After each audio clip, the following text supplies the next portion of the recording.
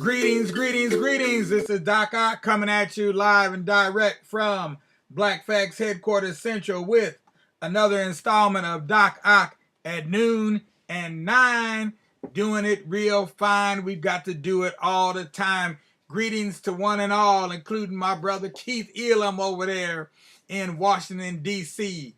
I'm glad to see you on board this evening, brother Keith, because you know, tonight we're going to be featuring none other than the man who made the plan for the city you living right next to. That's right, Washington, D.C. We're talking about Benjamin Banneker, the one and only Banaki. Absolutely. But before we get to that, let's do our due diligence. Number one, if you're watching on Facebook, give us a like. If you're watching on YouTube, give us a thumbs up. And then go ahead and spread the word far and wide everywhere you ride that Black Facts is here, and we're not trying to hide. We're just trying to put a dip into your hip and some pride in your stride. That's right, Black pride we're talking about. Don't get it confused. Don't even get it the whole story twisted. We're talking about the original, the one and only. Meanwhile, back at the ranch, let's do this a little dance. Our proverb for tonight is somewhat unusual, so you're going to have to think about it. Don't think about it, just think about it. This one is an Isolo proverb from Tanzania, and the proverb goes like this. If you gamble with cowrie shells, do not do so with a blind man, for he is certain to hide one under his feet. Let me say that one more time. I know you didn't hear me. If you gamble with cowrie shells, do not do so with a blind man, for he is certain to hide one under his feet. Now, I will give you this bit of insight. We're talking about an Isolo proverb. Isolo being a game that we play with the seeds, like this one here. Some folks call it the national game of Africa, which is definitely a misnomer, since Africa is a continent made up of many nations. There is no one national game, quote unquote, for a whole continent. That'd be impossible. But so be it. It's a game, and the game is typically played on oftentimes is played on the ground, because the original form of the game was just holes dug into the ground, and then seeds or stones were used as pieces to move around the board. So when they're talking about a blind man hiding a cowrie shell under his feet, they're talking about one of the counters that you could use, and he could hide one under his feet since you're sitting on the ground cross-legged. Okay, now that's all the insight I'm going to give you on that one. You're going to have to think about it, the rest of it, on your own. But while you're thinking about it, we're going to go ahead and finish up our story we started yesterday evening about the one and only Benjamin Banneker, a African-American multi-genius Renaissance man. Oh yeah, making his final stand in a city for which he drew up the plan. That's right. You didn't think I could rhyme that one out, did you? But I did. So just keep your eyes open and your ears as well, and you'll learn something really swell, because we're getting ready to tell you about a man named Benjamin Banneker here. See if this will work. All right, now let's try that. There we go. Okay, cool. All right, I wasn't too far off. I thought I'd done it right the first time. I try to pay attention when I'm doing these things, but you do have to keep your eye on the sparrow. An eye on the sparrow. All right, so we finished with that first part where he built the clock, and he had met a woman he fell in love with, wanted to marry her, but she unfortunately was killed. And that was the story we told yesterday. Today, we're picking up in the year 1775. The community of Ellicott Mills had grown, and it now had a store and a post office. So Benjamin goes into the store one day and says, "Hello, neighbors. Howdy, Ben. Got those booklets I ordered on Congress's slavery debates?" "Oh, yeah, we're getting ready to get into it now." "Sure. You know, Ben's still solving math problems sent in from all the colonies. If you want to know anything, ask Benjamin Banneker. He's got the best memory ever." "That's right, Clem. Photographic, if I'm not mistaken. Even though we haven't been invented photography yet, he must have a photographic memory." Yeah, it's a precursor to the camera. Benjamin decided to go to Philadelphia to get information on the coming revolution. While there, he helped build cannons that were used in the war. Now, keep in mind, Washington, D.C. didn't exist at this time. So the capital of the colonies, headquarters for the colonies, was Philadelphia. "Howdy, stranger." "Howdy, you're a stranger here." This is Ben going past a blacksmith shop. "Yes, Ben Banneker, by name, of Maryland. And yours?" "Richard Allen. As soon as I'm a free man, at least that's what my name will be." Richard Allen paid $2,000 for his freedom, and years later he founded the African Methodist Freedom Church. Let's see here. Where did we go? Yeah, that was right. All right, here we go. "I've been to Maryland preaching the gospel. Soon I'll have my own church." "Are you a Quaker?" Richard asked Ben. "No, but I believe in their doctrines of peace and love, and I dress in the Quaker manner, as you can see." "What do you think of the war, Benjamin?" "I hate war and killing of any kind. I also hate slavery of any kind. I believe stronger things than hate should bind men together. As it is, I build guns, and soon I'll go home and grow wheat for the soldiers. The freedom of America may mean the freedom of our people. Is there another way? If there isn't, I might as well trade in my mind for a musket." Next page, we see scenes of people on a battlefield fighting. People like Peter Salem, Crispus Attucks, etc., fighting for freedom for everybody, not just themselves. The war for American independence did not mean freedom for all.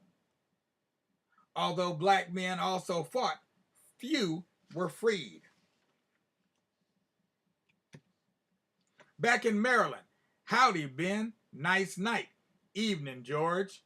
This is George Ellicott and Benjamin Banneker, now grown, son of the deceased John Ellicott. "How's your day book coming along?" "Full of my thoughts and observations as usual." "Ben, I'll come right to the point. I think you should write an almanac." Now, at that time, an almanac was like a scientific treatise, but all the farmers needed them to be able to grow their crops, to know when to plant and when to harvest, and what kind of what the weather was going to be like, when the moon was going to be in certain positions, etc. Because certain things you want to plant when under the full moon, other things you want to plant under the new moon. So yet you needed this information. Your book could rival Poor Richard's by Benjamin Franklin. We need better weather forecasts and tide tables. Now he's saying they need better ones, so apparently he didn't really like Poor Richard's because it wasn't making him Rich George, apparently. "It's an idea, George. It's the sort of work I love to do, but who can I get to publish it?" 1789 at the Ellicott home. "Mr. McHenry, Benjamin Banneker has found errors in the calculations of Ledbetter and Ferguson, two of the world's best known mathematicians. James McHenry, two-term senator from Maryland, member of the Constitutional Convention of 1786, and Secretary of War under John Adams, is the person that George is talking to. Meanwhile, Ben is at home, looking at the heavens through glass panes he put in the roof of his house, predicting so he could better predict eclipses and comets. This letter from the Quaker teacher, Peter Heinrich, says Mr. Banneker is a genius. Hello. Title of our segment tonight, Black Genius. A man who hasn't had the advantages of education we've had, and he can outthink and outcalculate us all. Yes, George, the man is astounding. Good. I'm glad you agree. With those influential publisher friends of yours, you can be helpful in bringing that fact to the attention of the whole world. Think about that. Now, by midwinter, Ben was knee-deep in marsh country, plotting tide tables. After finishing his work, Ben heads for home. Suddenly, Ben, I've got the greatest news yet. What is it, George? Our cousin, Mayor Andrew Ellicott, is on the new government commission to define the boundaries of our capital and lay out its streets. And Andrew has suggested that you serve on that commission. Wow, what an honor. I'd be delighted. 1789, the surveyors working near the Potomac River area. Where should we locate this structure? There's a good plot between the East Potomac and Rock Creek. I'll sketch it for you, says Ben. From then on, Banneker was one of the 2 or 3 surveyors who worked closely with L'Enfant, the chief engineer. I've complained to the commissioners that L'Enfant doesn't include us in the work on the plans. L'Enfant bosses the job, but Banneker does all the work. Now where have we heard that scenario go down before? Sounds like the pot calling the kettle black, if you ask me. Major L'Enfant, the commissioners have refused your request for more funds. What? I'm fed up with these meddling fools. I'm leaving. I'm headed back to France, where people appreciate me. Secretary of State Thomas Jefferson calls a meeting. Gentlemen, as you know, Major L'Enfant has returned to France and taken the plans with him. I'm afraid we're going to have to start all over again. Excuse me, sir, says Benjamin Banneker. Were you pleased with our work? I never saw the plans. I can't say. Why? Because, Mr. Secretary, I happen to have the plans right here in my head, because I do have a photographic memory. As a matter of fact, I'm kind of photogenic myself, but since nobody's invented the camera yet, can't take a photo. Sorry. Mr. Jefferson says, impossible. Could you? I can finish in 2 or 3 days, Benjamin tells Jefferson. That was a splendid scene, Ben. Come to my place where you can work quietly. No, thank you. I'm going home to work. Back to Ellicott Mills? How is it possible for a man to memorize every detail of a city of such size? The old rascal, I wouldn't be surprised if he had some plans of his own for the Capitol design. How else could a Negro get his own plans produced except to say they belong to somebody else? Ha! Well, the only way we'd be able to find out would be to compare his plans with L'Enfant's. However, he took them back to France. Yep, he packed up his ball and he went home. And he figured the game was over. However, the game is afoot.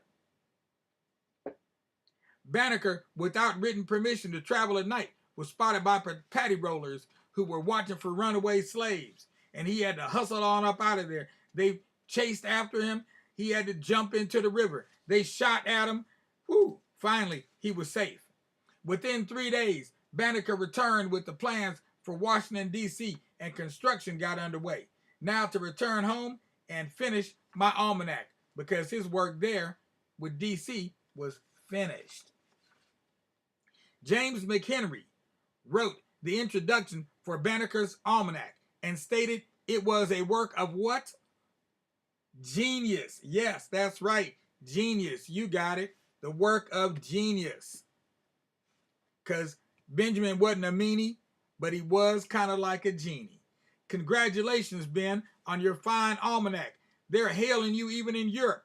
President Jefferson sent my almanac to the Academy of Sciences in Paris. Yes, and Prime Minister William Pitt has placed your name in the records of the English Parliament.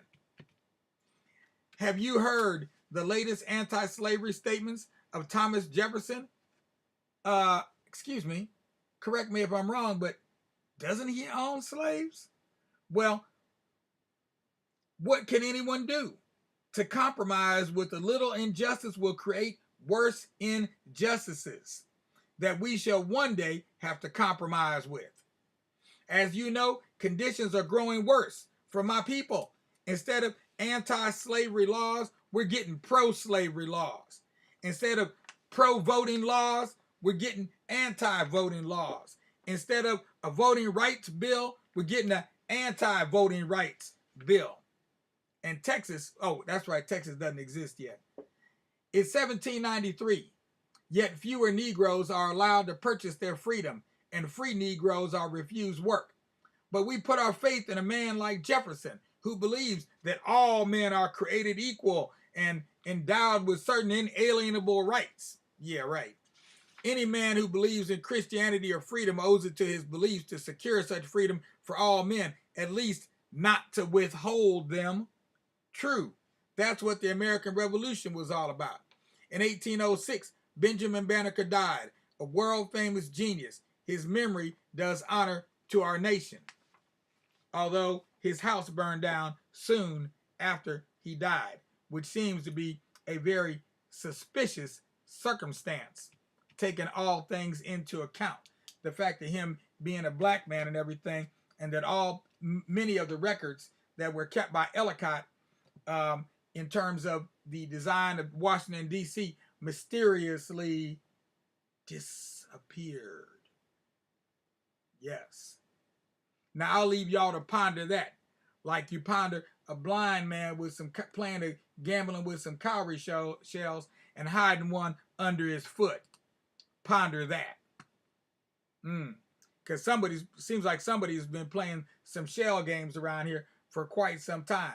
And that's why we're here every single day and every single night to begin to discover where those shells are. You've seen them play this shell game before. Find the shell. Where is it at? Where is it gone? 3-card Monte. They've been playing that with us for quite some time. But we aim to not only discover where the shells are, but to expose them to each and every one of you. And it's up to each and every one of you to now expose what we're showing you to somebody else. Each one teach one. That's 2 proverbs for you tonight. Well, at any rate, our show is over. Our time is up. It's time for me to go and get me a little sup, because I am just a little bit hungry.